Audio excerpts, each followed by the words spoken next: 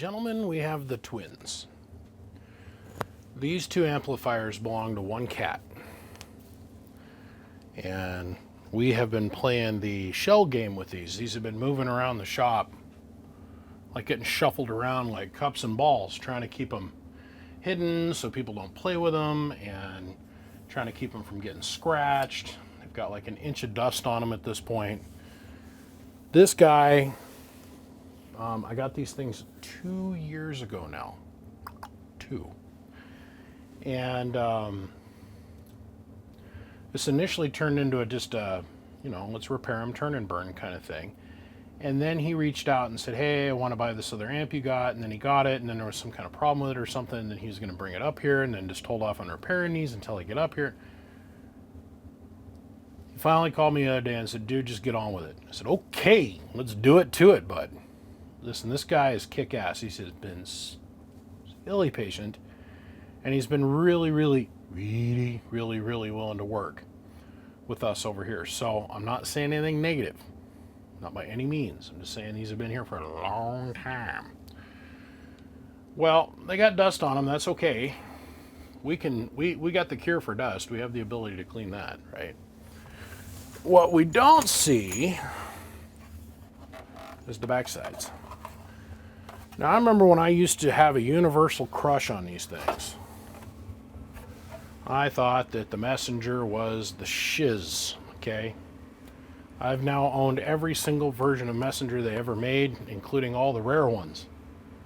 As you guys know, I've got the rare, like 2 drive-in 16, which then I turned into a 4 drive-in 16. I've even got the original OG 2 drive-in 8 that my buddy Hugh had. I have got an incredibly special place in my heart for these amps. This is a bunch of fuckery. Well, I'm not even allowed to say that on YouTube anymore. This is a bunch of a mess. So the notes are repair, new fans, yada. And I said, cool, I got this. He wants me to redo this setup. Okay. At least this one's still got the plug. He says that they were working and then they weren't and stuff. I know, very specific definition. He has told me intimate detail every single time that we talk on the phone. Intimate detail what has happened with these. And he knows. He knows. I, myself, have failed this guy because I don't remember all the exact story. All I remember is power wire upgrades and repair what's necessary. Okay. As we all know, the M800, there were several different versions of it. You had the 2 drive-in 8, the 1 drive-in 4, just a lot of different versions of it. So we'll see what we got when we get on the inside. And we're going to take each one of these individually. I'm going to get these all fixed up, and then I'll seal them up in plastic. And I want to send these back because I need the shelf space. As I have said in previous videos, I'm at the tail end of things, and I need to get on to doing my RO number repairs. Even had a cat today call me and said, I'm not trying to be rude, but I do want to know what's going on. When are you going to get around to doing my repair? Ooh, they're pretty. This is virgin. Not virgin. Pretty close to virgin. Okay, let's see, what do we got here? This guy, he listens. I respect that. He emblazoned, covered every which direction with labels saying who, what, where, when, how, and what they went to. And who owned what. And I was like, sweet.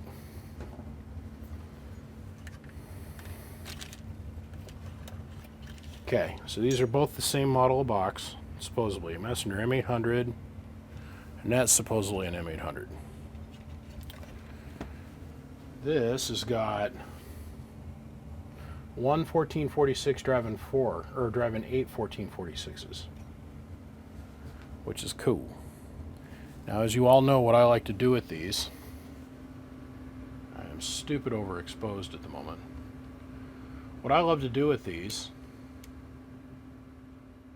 well, hold on. Seem a little washed out to me. Come on, focus. Anytime, camera. Come on, focus. Come on, focus. You can do it all night long if you want to. Jeez almighty. So let's see what we got. We got focus. There we go. This thing's in great shape. The weakest link in the entire chain is this board and this, the input section. For a lot of years, everybody misunderstood how this works, and they would put the thing down on low and then dump a big radio into it and it'd burn it up. Let's see, yeah, I think these are the same version, because there was other versions where they put a low and a high switch here, attenuator, but these relays have a tendency to fail. There's just a lot that can go wrong here. This board will flex. The other thing is that this is solid core wire. Let's bring you around here real quick. Let me show you why I can tell this is not stock. These solid core wires had a tendency to break out in the board and then they'd sit there and burn. But if we look down here in between the two relays, somebody's had to get really creative with a pair of needle nose to make that make contact. What I like to do is, because we have this second hole here, is kind of do what they did over here. See, we got a ground and a hot, and over here we got a ground and a ground, or ground and hot. And only one hot, one ground. They did this depending on what the transistors were. So if this is 1446s and not 2290s, basically the same box, that would tell me that this one over here, because we got more power wires here, maybe on the off chance this one might have Toshibas in it. We'll see. Let's crack it open. Now he wants me to completely rewire the fans, because in his words, the fans are a little hokey. And homie, I totally agree with you. But these are beautiful examples. At least this one is. We don't know. I've seen a lot of butchered one of these. These are pretty decent examples of what was coming out of California down there when these were getting made. Man, you want to talk about rumors. I've heard stories about this company and how these were all made and whatnot from everybody and their brother.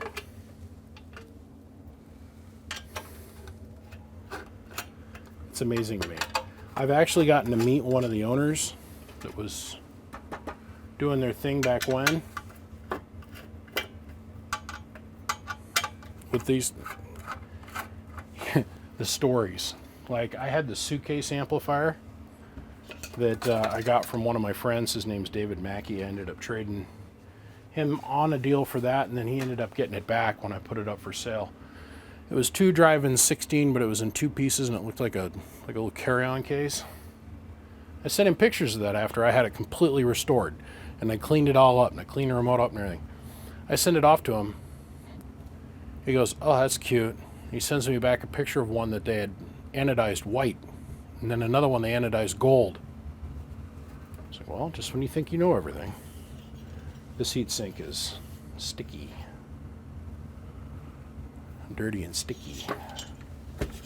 So, survey says, oh yeah, Toshibas. Yep.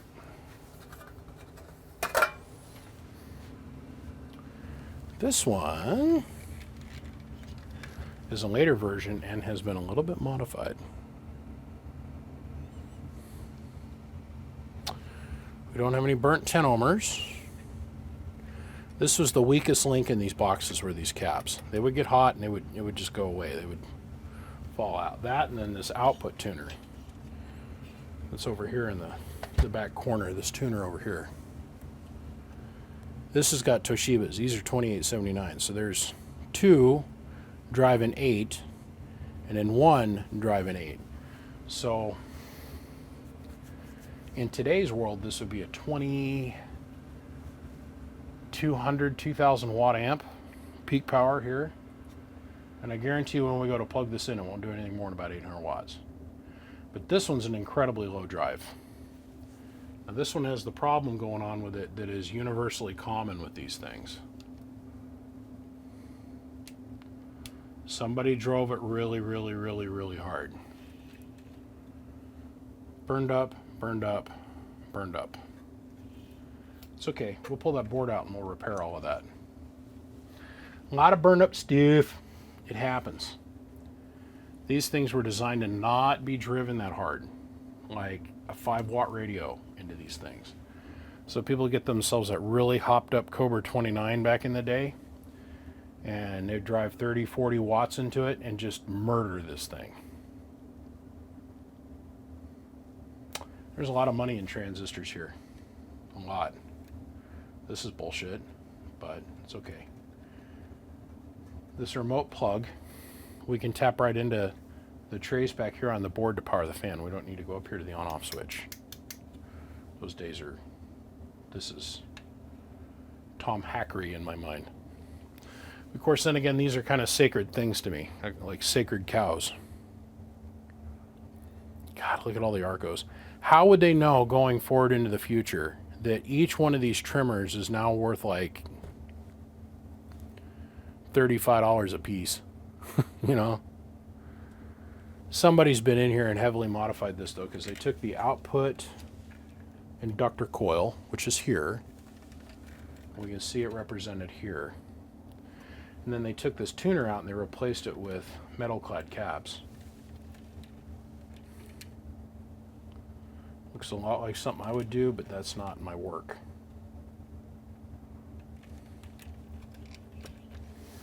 To get one of these to produce like 2,300 watts, we got to change a lot of shit.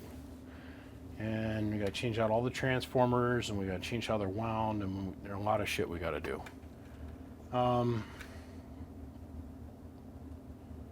Some of this is just going to be cosmetic.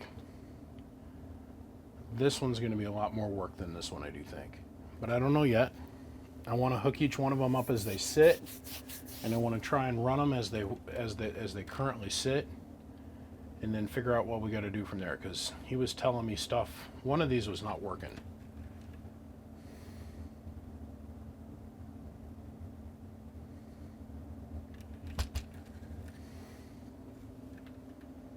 Still, all in all, with the actual fan kit on it, and I mean, these are rare ducks. There's still a lot of them out there, but still, this is a pretty rare duck to have them in this good a condition where they're not completely butchified on the inside, or the inside isn't completely messed up. So, all right, let's move on to the next step. Wow, I didn't realize it was that overly exposed. Let's move on to the next step, and let's see what does what.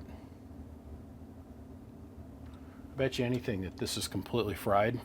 Up here is completely fried, and that's the reason this one quit working. So I just don't see any of the characteristics of burnt, normal burnt stuff. Yeah, the input attenuators fried.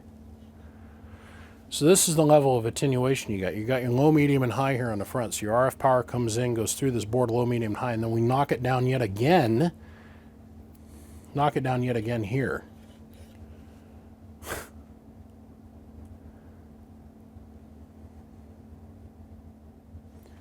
Let's do it. Well, let's get started. So this one was owned by his dad. Pardon me. This amp was owned by his dad, and he wanted me to do a power wire upgrade replacement to it. But he had a request. He wanted to do the high temp, high oil resistant, this style welding lead. I didn't have any, so I had to order some, and it came in here, so we can finally proceed forward. All we're going to do here at first is we're going to replace the power leads, and then we're going to test the amp and see what it does. So let me pop this connector out of here. we're going to go with a little bit heavier duty wire, and we're going to upgrade this. The other one we're going to give the full Monty to, but because he wants to run that one like all the time, and we're going to upgrade the fan, that kind of stuff. But for right now, all we're going to do is I want to do the power wire upgrade on this, and I just want to check it. I don't kind of know what's going on back here, but we'll fix this. We'll put some stranded wire back here where this is all, you guys can see it's kind of a little bit of a mess. So what we'll do is we'll pull that out, pull that solid core out, and put some stranded wire in its spot. And we're just going to do the basics to this to keep it a little bit close to what his dad had going on. But on the other one, we're going to do the McNasty to it. So, all right, let's do the power wires. Okay, so over here we've got a 1,000 watt slug and peak, 1,000 and average, 5 watt slug and reverse. Turn the amp on, or get the amp off. Talk through it, no problem. Let's turn the amp on. We got good relay function. We see our watt meter coming up a little bit, but we got no output power. Our flybacks are all getting hot like they're getting drive. Man, our on-off switch is getting hot. But, okay, our output combiner resistor is warming up. This output tuner in the back corner, that's right over here, is notorious for failing. And if we get real close to this one, settle down, maybe it'll focus.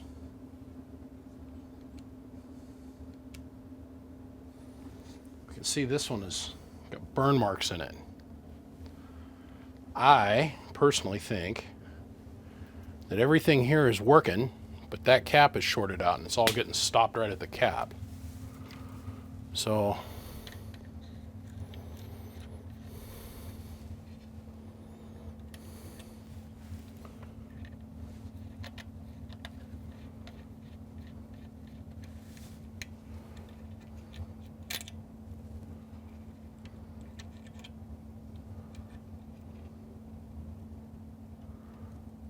it's all burnt up. See all the burn mark on it?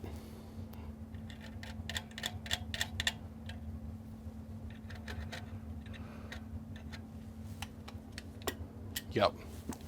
See now, even with the cap out of play, check this out. Yeah.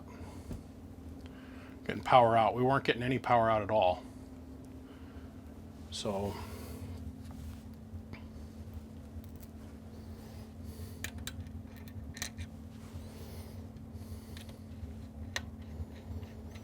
if we thread this in,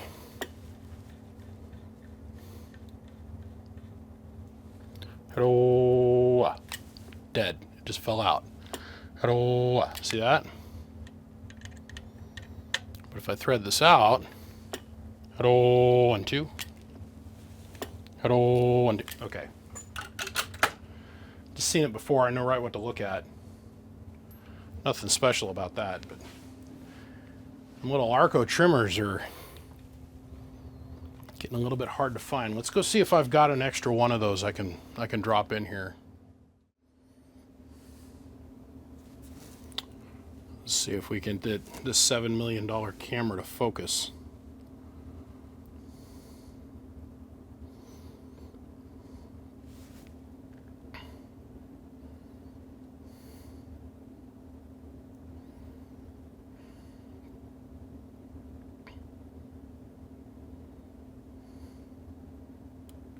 Okay. So we put a new Arco in here and we just kind of roughly trimmed it. Now we're on 12 volts. And remember, this amplifier should never do more than about 600-700 watts, right?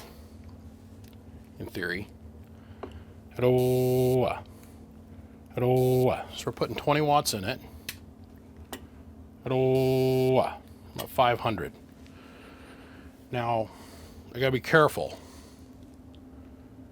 This trimmer is just in here to help me find the proper resonance of capacitance. It's not stupid heavy duty trimmer. It's so around 500.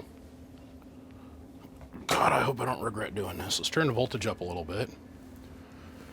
There's 13. There's 14. There's over 800. There's 15. It's 850 watts. Now what I want to do is I want to make sure that I'm not leaving this guy screwed for in the future. In theory, this thing is fixed. But in my opinion, it is not. What I want to do now, and what I'm going to do, is I'm going to remove this trimmer and we're going to measure it. And then I'm going to take and build a bank of metal-clad capacitors to replace this metal trimmer Arco.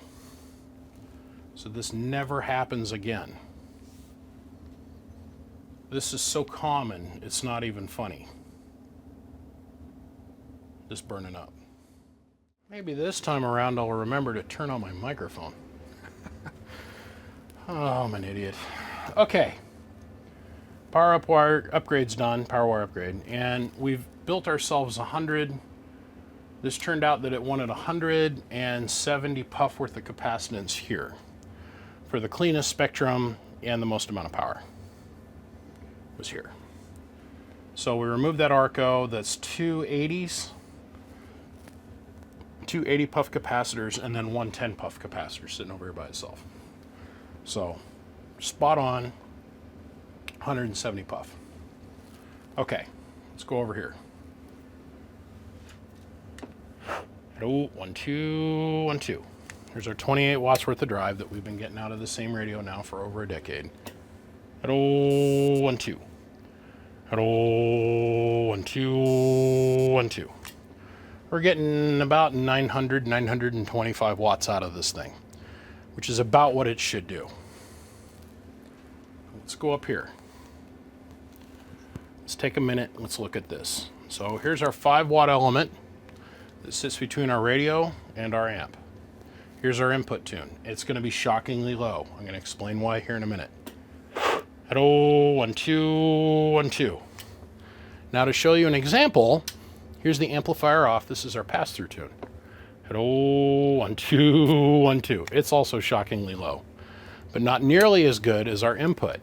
Hello, 1, 2, 1, 2. The Messenger is a rare bird. Let me explain to you what I mean by that. There is an ass bucket ton worth of attenuation that is put on the input side of the amp. And on top of that, then we've got a tuner. The RF comes in on this connection.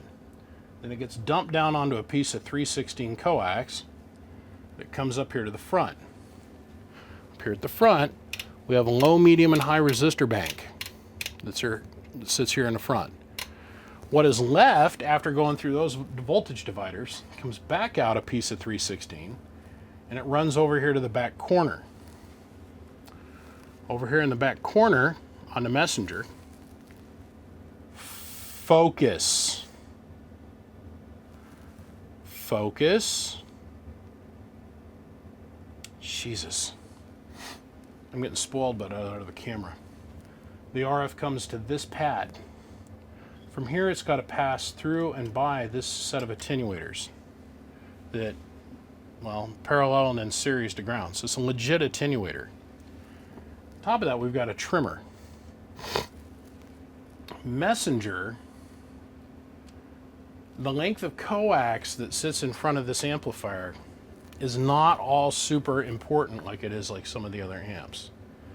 The length of coax that sits between your radio and the amplifier on a Messenger, not super important for the input tune because of the attenuators. You can have a really messed up piece of coax and the attenuator is going to still do its job, and it's not going to show you all that bad of a high SWR for the most part. For some of the boxes that are getting produced today, it's hypercritical, the length of the coax. And that's really because of the 955 radio and this god-awful bridge that they have inside their radio.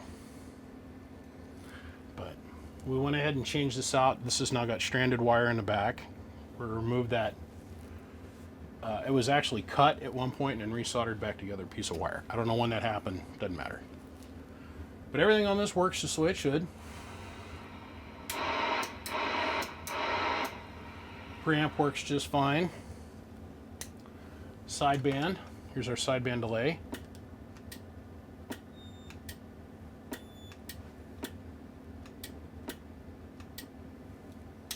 AM. Okay. Let's quickly run this on sideband here real fast. Put the sideband delay on. Go to lower sideband. Hello, 1 2 1 2. Hello, 1 2. Okay. Sideband delay's working. Sideband's working.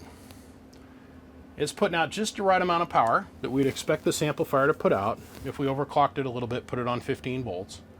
After the schmoo gets down the power wires and gets down in here to the amplifier and goes through the, and this is the downside to Messenger, the poor grounding system that they have on the inside of this thing. This thing is doing exactly what it should do. Now, the elephant in the room. 8 1446s should produce about 1200 watts. Is it worth ripping this amplifier that is a beautiful example of a Messenger?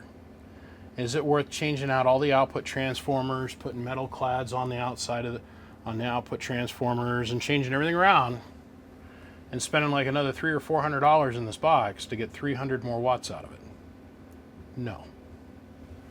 This was his dad's amplifier. They bought their amps at the same time. He just simply wanted to make it work again. He thought it was a relay issue when he said it was a relay issue. I have seen, out of all the ones I've worked on, over all the years, long before BBI was a BBI thing, and this place even existed, right? I was working on these when I was a kid. I have very rarely seen these relays fail. Maybe twice, or one of the relays fail. Although this trimmer cap in the back I've seen blow up many times. So, fixed, power wires upgraded, fan is all set up. Now I'm going to change the fan out on the tin. We'll get to that here in a hot minute. This here is good. I'm going to consider this a win. So now we're going to go work on the M1200, which is the M800, and the only difference is that it's got transistors in it, the Toshiba 2879s, which will produce more current, will suck up more current, produce more watts, but you're going to be surprised, we're only going to see about 1300 watts out of that amp. Transistors that are in it that can make it do like 2300. So we're leaving like 1000 watts on the table. We're going to modify that other one a little bit. You'll see. We're going to give it some more love. So let's grab that. Let's get it on the workbench. We'll go from there. Okay, this is a whole different animal now. This is the Messenger 1200. This is the one with the burned up input attenuation system.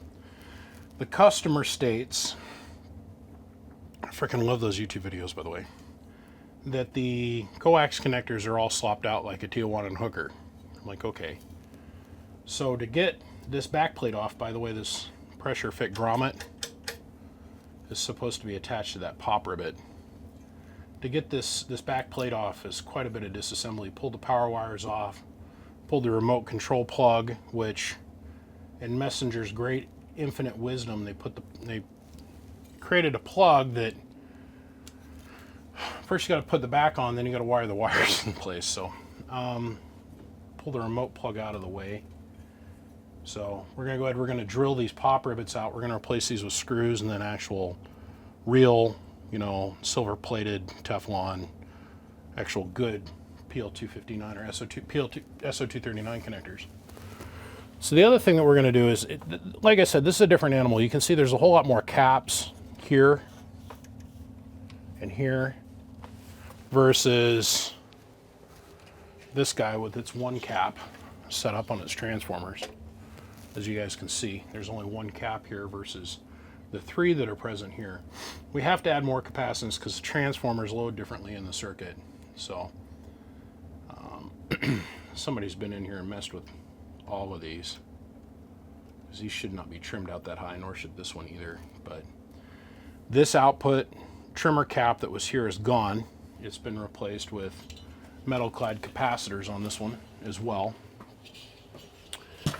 We're going to modify it. We're going to modify the ass end plate of this so it can take an RCA jack for the fan. We're going to put a ferrite choke that comes off of this lead right here to go to the fan lead on the back of this thing, which is this hole right here. So we're going to drill that out a little bit. We're going to put this in its place, but we're going to pull this distribution wire out, and we're going to put a solid piece of copper. The late model ones of these, they figured out that there's a great deal of current loss that takes place from these copper distribution buses. I've tried every which way there is, you guys, to tastefully change how the ground leads work. Instead of coming to this central point, this central eyelet that's here, really the best way is we snub this off. We just clip this off, we solder this wire, and then I bring a single piece of 8 gauge and I bring it in and I'll solder it probably here and then another one down here for the dual leads. There's so much current loss that takes place between the power wire coming in, going down, and then, you know, these two two-pill banks get most of the jizz, and then the stuff that's out here on the ends, they're starving a little bit. So what they figured out on the later model ones is that we take a piece of phenolic and we put it right here along the edge of the board to give it more surface area. And then we bring our first piece of 8 gauge, we'll terminate it here, and our second one we're going to terminate it here on that phenolic board. So that way we can spread the load out amongst multiple power wires. We're going to use this same power wire yet again because that's what the customer wanted. He goes, oh yeah, when you're done, you can just send what's left of it on to me. I'll use it in something. I'm thinking, dude, if you want your power wires to be 4 feet long, you know, I got 25 feet of it. So we're going to whack off 4 feet here, and then I'll whack off 2 more 5-foot runs. So there might be 8 feet left when we're done. Whatever. The relays are supposedly all good on this, so we're going to modify the power wire distribution system, do the fan, that kind of stuff. Then I got to very carefully take this apart up here, which is no small feat. The traces that are involved with holding this board in place down here, they are as thin as aluminum foil and very, very heat sensitive. They'll rip off very easily. So we're going to do all the power wire stuff first. We're going to repair and upgrade the ass end of this thing.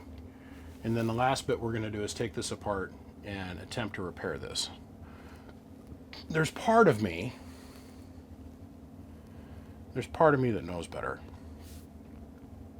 I'll probably leave this board in. I'll take the knob off. I'll take the face off and lay it down very carefully, and then I'll come in and I'll replace these burned up resistors on the front. Once again, this is a very low drive amplifier, like 25-30 watts max. All right, so you can't swing a striker into this, you'll burn it to the ground. It's 2, driving 8, and if we get 1400 out of this box, we're going to call it a win. It's a lot of heat with transistors that are only about 60% efficient. So that means 40% of the energy that is consumed by this thing is going up in heat. The cooling system on this thing is not the greatest in the world. You know, like the parts are in here cooking, and the heat sink's only got one little 120 millimeter fan on it, which I'm going to modify. So you'll see. You'll see. First step, let's get this back plate all, you know, kind of updated with new coax connectors and whatnot. All right, moving right along. So we got the ass end all put back on. Got our fan jack installed, as you guys can see. 2 brand new coax connectors installed, as you guys can see. All the wires rehooked back up for the remote interface, as you guys can see. Faceplate's currently off because we had to rebuild this board. Faceplate up front here. Oh, careful. This is a 10 ohm resistor. It looked a lot like that. And then over here is a 1K resistor for the low position, and it looked like that. The 1K hasn't completely gone away. It was 750 ohms. This one, on the other hand, toast. So now we're going to get the faceplate back on, so we'll reinstall the faceplate with the on-off switches and all that stuff. So we'll get all that hooked back up. We'll drop some power wire in it, and when we come back, we're going to be testing it. Yeah. So, new power distribution board installed. And if you do this right, there's just enough gap between the edge of the board and the heatsink for us to put a piece of phenolic here flat. And the whole point behind this is to make more surface area to carry more current.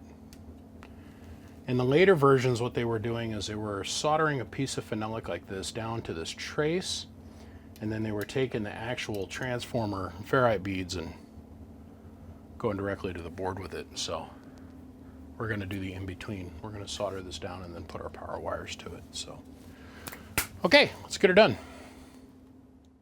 Okay, power wires are all done. Let's run this thing real quick. So, get all 3 meters in check here. Oh yeah, real quick.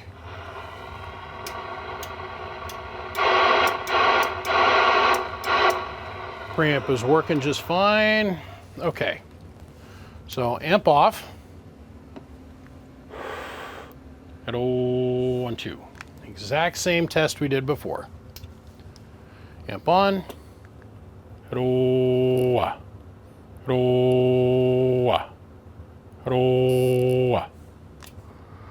almost 500 bird, and we're pegging the peak meter scale completely off the. So we'll jump that up. So you guys know how this works. You all seen this before.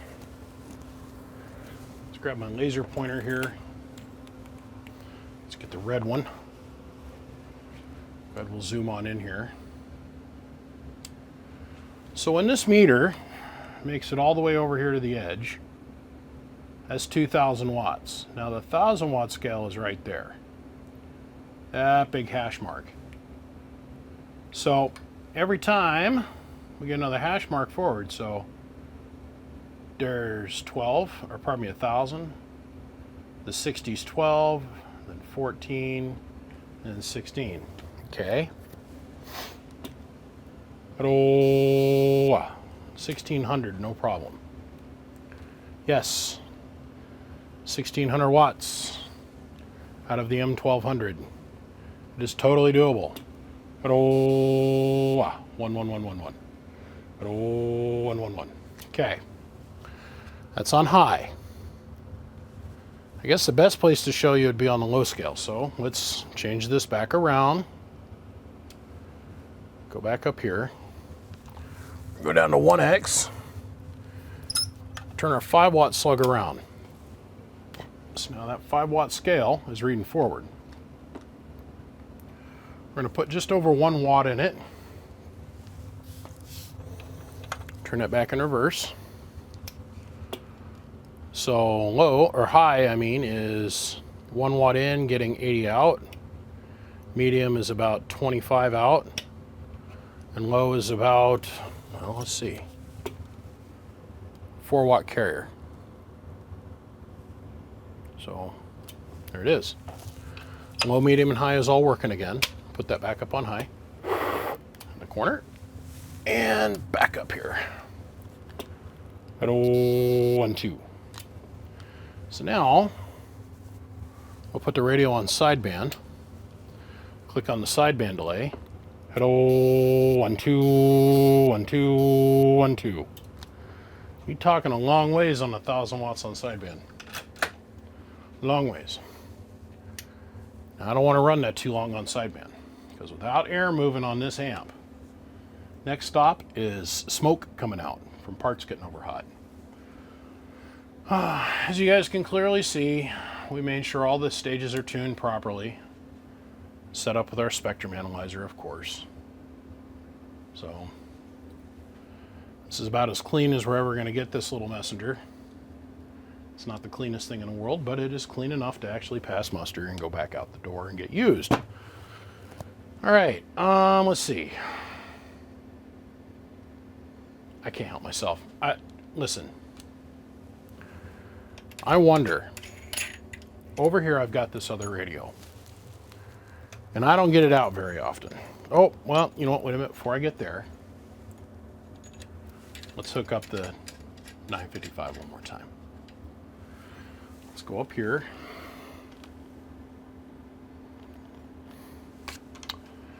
And let's look at our 5-watt slug in reverse between the amplifier and the radio. So first, let's turn off the amp. Hello, 1, 2. That's our pass-through tune. Here's our input tune. Hello. Gotta get back on AM, dumbass. There we go. Hello, 1, 2, 1, 2, 1, 2, 1, 2. That's on high. Here's medium. Hello, 1, 2, 1, 2. And then this down here on low. Hello, 1, 2, 1, 2, 1, 2, 1, 2. Not too terrible. Now, let's have friends with watt meters. Kind of like friends with words or whatever. Let's do friends with watt meters here. I have this radio. I don't turn it on very often. I spent a small fortune on this radio. It is the D-Rail Supercomp Cobra 29. This radio weighs a small fortune because of its heat sink that's on the inside. It weighs a small fortune. It weighs a ton and it costs a small fortune. It's because of its ability to produce bird watts on AM. This is a loud radio. It's well injected. So let's come over here. Let's go back to 1X. Hello, audio. Dynamic's all the way open. Let's see, what was the other switch? That there. Hello, audio, 1, 2. Okay. Hello, audio. We're not going to see quite the peak numbers out of this thing. But that average number that's in the middle is going to go crazy here in a second. So we're seeing about 350 or 450 watts average. Hello. Oh yeah, you saw that right. Hello, audio. 780 bird. Hello. Look at the current draw. Hello. On AM. Let's come back over here. Show you peak power one more time. Okay, let's back up in 2X. Hello, audio. Your average number is truly dictated by your radio. Fact. This is a non-negotiable thing. And no, this isn't ghost watts. If you guys haven't been following along with the trolling that I'm doing on Facebook about the ghost watt thing, there is no such thing as ghost watts, by the way. There never will be. Ghost watts is a made-up bullshit term that was started by another CB shop to help this guy sell radios. And everybody has clinged onto it as a term to describe harmonics in all of their states and forms. Modulation, intermodulated harmonics with injected harmonics, and out-of-frequency harmonics, and out-of-band harmonics, and off-channel harmonics, and too wide a frequency occupation, and too much carrier level, blah, blah, blah, blah, slap some fancy term with big numbers and words behind it. Everybody and their brother has tried to give me their definition of ghost watts. And here's the problem, is none of y'all match up. So it's not a real term. Never will be a term. I want to get myself a picture of Steven Crowder sitting behind his bench with his little cup of Joe going, ghost watts, change my mind. They're bullshit, change my mind. Yeah. Your bird watts are solely dictated by the radio that is driving the amplifier. We noticed the peak number didn't change that much. Okay. I'm down off my soapbox. I feel better about myself. Yay. Let's go ahead. We're done with the testing. Both boxes are working perfectly fine. Okay. Now what we need to do is overhaul the fan for this one and then clean up the fan on the other one. The power wires on these, this is a joke. Let's grab our very precious anodized tins, and if you touch them wrong, they're going to get scratched. This is the fan kit for this one. This is our fan plug, and he would vary the fan up and down. He had this on his doghouse on his cab over that he used to drive, and it would, when he wasn't talking on it, the air blowing all day, all night, 24/7 would blow on his leg, and it would make his leg cold, so he'd turn the speed up and down. This is our fan kit for the other amplifier, and we've got all this ugly schmoo going on. So we're going to clean all this up, change this around, make it pretty, put, you know, Teflon base wire on it, that kind of stuff. Oh God, man, I sat down, I had to buy Teflon this last week, Teflon based wire. Oh, shit's getting spendy. It's like $1 plus a foot in most apartments these days. At least the high quality non-Chinesium wire. Believe it or not, there's a huge difference between American made and Chinesium wire. Well, I'm pretty sure most of it's made in China, because the process of bonding the Teflon to the wire involves Freon and some other stuff that the EPA doesn't let us use in this country for anything anymore. I digress. Okay, let's go take care of fan kits. Let's get these put back together. Let's get some stickers on them, because boys and girls, we almost done. Okay, so first one's done. If you guys can remember back a couple segments ago, I was talking about the fan and how we put a choke on the inside where the fan hooks up. That's all done. So we can clearly see we got our nice Teflon wire. We got a good RCA jack with heat shrink on it, with a marine grade heat shrink, going black to black. It all matches, very pro. Even managed to preserve the label on it that says fan on the back. Okay. The reason the choke is important, a couple different things, is to help keep the RF on the outside of the box. It's not supposed to be on the inside of the box, number one. It also serves as a fusible link per se, but mostly is to help suppress noise. Now I've had this all apart, and the guy that put this fan on here, which is the owner, did a beautiful job. I cannot stress that enough. I've sat here and played with this and I'm like, oh, that's some good shit. I was like, damn, I never think about putting a variable voltage adjustment control unit that is good for 3.5 amps to run a 1.5 amp fan that actually does its job. As that voltage control unit moves through its arc of motion of turning the voltage up and down, it's a regulated unit. There is a little bit of AC ripple that kind of leaks out through the positive and negative wires that feed the unit in the back. It sits back here on the back of the fan. And he said it was causing a tremendous amount of noise in his receive. Well, we got the 2950 hooked up. We got it hooked up to the dummy load. We're, of course, having to shoot this in the middle of the night, so it's really electrically quiet. You'll hear, as I turn the volume up here, as we first engage the fans, the switch drivers that control the fan speed will initially charge, and we'll hear a little bit of an electrical poof as it starts, but then the noise drops out to zero.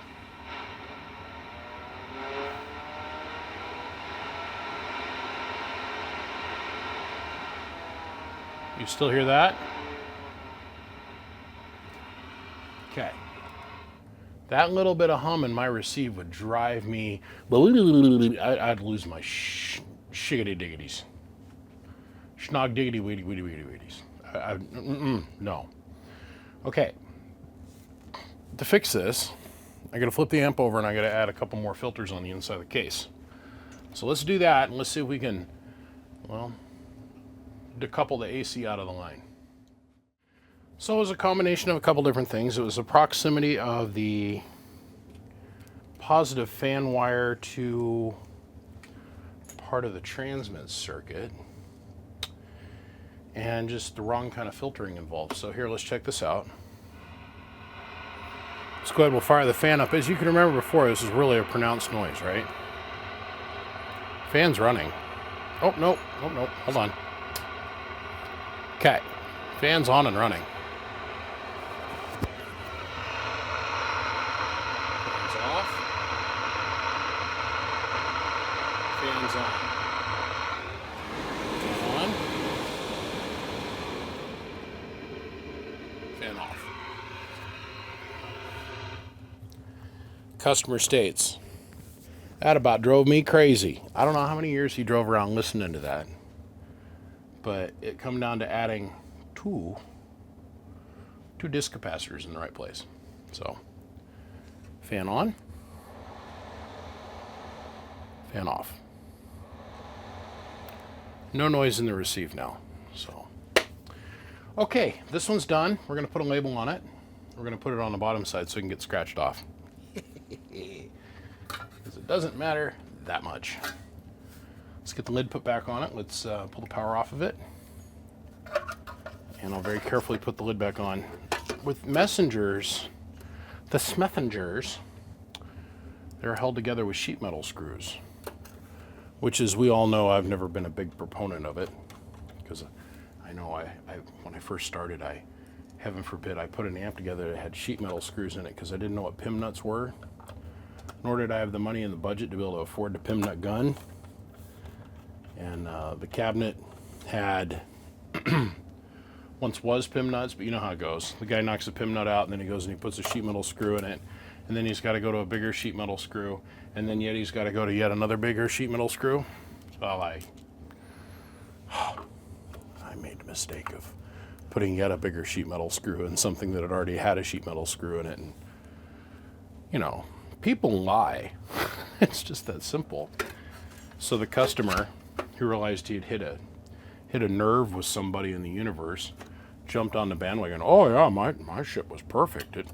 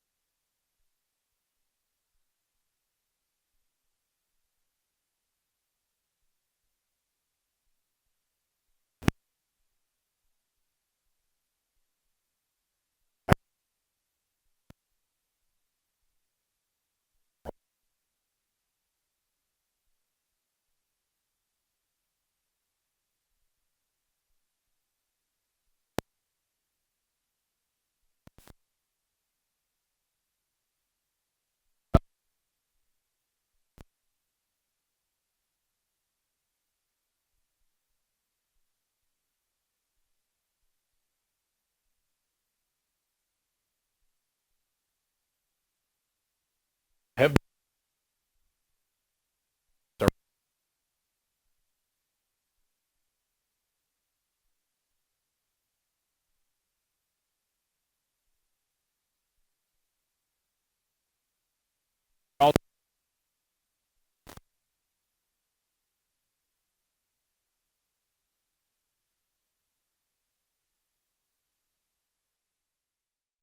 well, gentle and kind sirs, I go and I spend 20 minutes getting all the power wires heat shrinked and hooked up, and rebuilt the plug and cleaned the fan all up. This is let's see here, 12 volt 0.40 of an amp fan, or 0.40 of an amp, so just a little underneath half an amp. And I go and turn the amp on, fan don't work. I'm like, what? Yeah, that goes right into the garbage. It does. So I go over to the box of getting stuff, on the other side of the room, and I go and get a brand new 24-volt fan.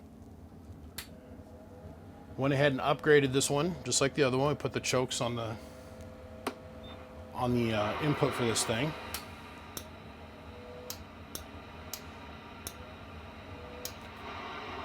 No noise in the receive circuit whatsoever. So this thing's got a fairly decent amount of airflow to it. It's not crazy, but it's not running out of the room. Remember, this is the one that belonged to his dad, right? This is his special little child. I'm pretty sure that it'll never see the air. Just saying. He's gonna probably wrap it up in swaddling cloth and sit it in its little manger at home. I mean, I'd wrap it up in plastic and put it in the closet. It would go sit with my perfectly mint M200, M400, M500, M800. My M800 that was owned by my friend Hugh, which does like 2200 watts out the box.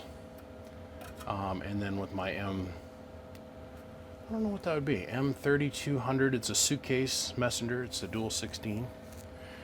And if you haven't noticed, there's a little bit of an addiction going on here, right?